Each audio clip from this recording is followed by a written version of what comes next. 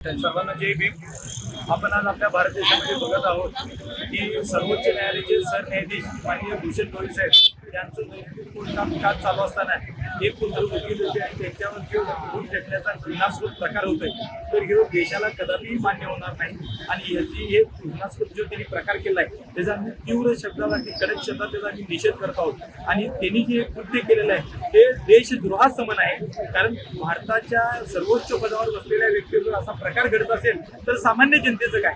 आणि खरं तर याचं दुःख तुम्हाला म्हणजे एक दलित समाजाची व्यक्ती सरन्यायाधीश झाली म्हणून त्याचं आहे का.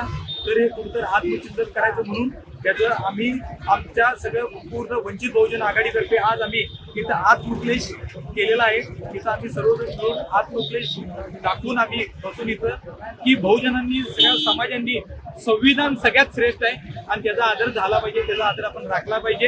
आणि हेच संदेश आम्हाला द्यायचा आहे. त्याच्यावर कडक कारवाई झाली पाहिजे हीच आमची मागणी. ऐकलं, गोकुळची बासुंदी पुन्हा खावीशी वाटतेय.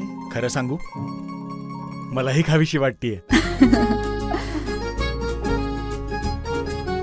पुन्हा पुन्हा खावीशी वाटणारी गोकुळ बासुंदी.